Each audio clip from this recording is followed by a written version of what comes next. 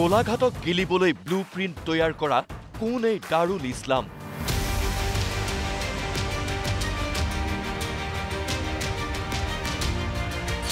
কাৰ আশীৰ্বাদত ৰেলৱেৰ মাটি দখল কৰিবলৈ মিয়াক লাইচেন্স দিলে খুদখুৰ দাৰুল ইছলামে?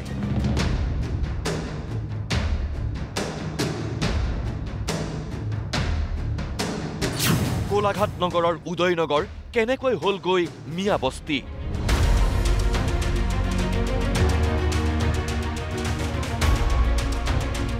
মিয়া বস্তি তেখেতে মানে গঢ়ি তুলিছে। ইয়াতে প্ৰায় আপুনি দেখিবলৈ পাব ৬০-৭০ ঘৰ, মানে প্ৰায় ১০০ ঘৰ মানে ধৰি লওক এটা চাইডে হয় ১০০ ঘৰ মানে মানুহক তেখেতে থাকিবলৈ কাৰণে ইয়াতে আপোনাৰ ভাড়াতীয়া হিচাপে তেখেতে মানে ৰেলৱে মাটিত আপোনাৰ ভাড়াঘৰ সাজি তেখেতে ভাড়াঘৰ দিয়া আমি পৰিলক্ষিত কৰিছোঁ। খুদখোৰ তথা গোলাঘাটৰ গো মাফিয়া দাৰুল ইছলাম গ্ৰেপ্তাৰ হ'ব কেতিয়া? প্ৰথমেই গোলাঘাটৰ এটা দালালক চিনাকি কৰাই দিওঁ আহক। ডিঙিত দুডালকৈ সোণৰ চেইন, হাতৰ ব্ৰেচলেটেই চাব নে ঘড়ীয়েই চাব? হাতৰ আঙুলি খালী নৰখাকৈ পিন্ধিছে চিকচিকাই থকা সোণৰ আঙুঠি। ইয়াৰ নাম দাৰুল ইছলাম। গোলাঘাট নগৰৰ ৰেলৱেৰ মাটি দখল কৰিবলৈ এইটো দালালে অপেন লাইচেন্স দিয়ে আগ্ৰাসী মিয়াক। চাওক দাৰুল ইছলামৰ সাহসত কিদৰে মিয়াই এফালৰ পৰা দখল কৰি গৈছে ৰেলৱেৰ চৰকাৰী ভূমি। উদয়নগৰক মিয়া বস্তিলৈ ৰূপান্তৰ কৰি লাখৰ ঘৰত টকা উঠাই খুদখোৰ আৰু গো মাফিয়া ৰূপে জনাজাত দাৰুল ইছলামে। শুনক ৰেলৱেৰ মাটিত মিয়াক ঘাটি পাতিবলৈ দি কিদৰে কোটিপতি হৈছে এইটো নম্বৰ 1 দালাল। দাৰুলকাৰ ভাড়াঘৰত কিমান পইচা দিব লাগে?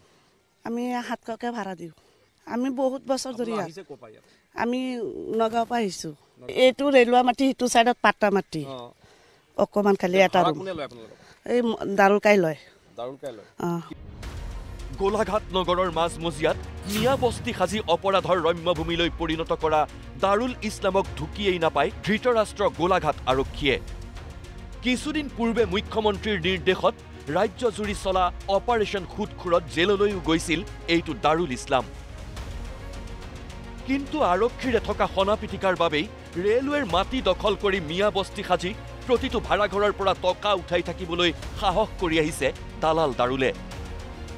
গোলাঘাট ষ্টেচনৰ একদম সমীপতে গাতে লাগি থকা আপোনাৰ ৰেলৱে মাটি অবৈধভাৱে তেখেতে দখল কৰি নিজ দখলত লৈ দাৰুল ইছলাম, তেখেতৰ নাম আমাৰ ইছলামপতি, তেখেতৰ ঘৰ, তেখেতৰ নাম হৈ গ'ল দাৰুল ইছলাম।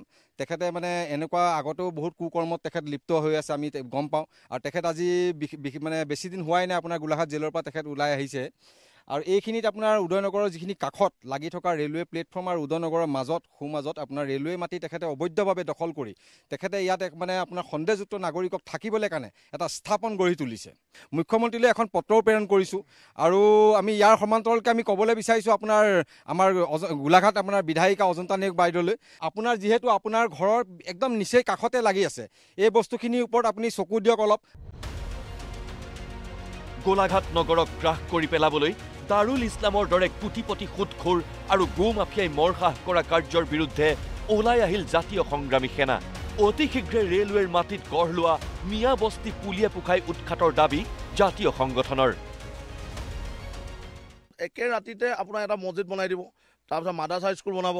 এইবিলাক বনাই কৰি তেখেতসকলে পূৰা আগ্ৰাসন চলাই আছে। আৰু আজি যদি আপোনালোক চাবলৈ যায়, যি উদয়নগৰৰ ৰেল ষ্টেচনৰ কাষতে যি লাগি আছে দাৰুল ইছলাম নামৰ যিজন ব্যক্তি কেইদিনমানৰ আগত হেৰিৰ পৰা ওলাইছে, জেলৰ পৰা ওলাইছে। ইয়াৰ যিখিনি মানুহ, এই মানুহখিনি আপুনি সন্ধিয়া হ'লে ওলাব নোৱাৰে। ইয়াত আপোনাৰ ড্ৰাগছৰ বেজি লয়, ভাং খায়, মদ খায়। এই মানুহখিনি পোহা মানুহজনেই হৈছে দাৰুল ইছলাম। আৰু এই দাৰুল ইছলামৰ নেতৃত্বত এই চৰকাৰী যি ৰেলৱে মাটি কব্জা কৰি তেখেতে এটা ভাড়াঘৰৰ পৰা 1000কে সংগ্ৰহ কৰে। গোলাঘাট প্ৰশাসন আৰু মুখ্যমন্ত্ৰী ডাঙৰীয়াক আমি এটা অনুৰোধ জনাইছোঁ যে এই অতি শীঘ্ৰে এই মাটিখিনি উচ্ছেদ কৰিব লাগে। কেমেৰা পাৰ্চন প্ৰশান্তৰ সৈতে গোলাঘাটৰ পৰা সমীৰণ দিগন্ত, নিউজ লাইভ।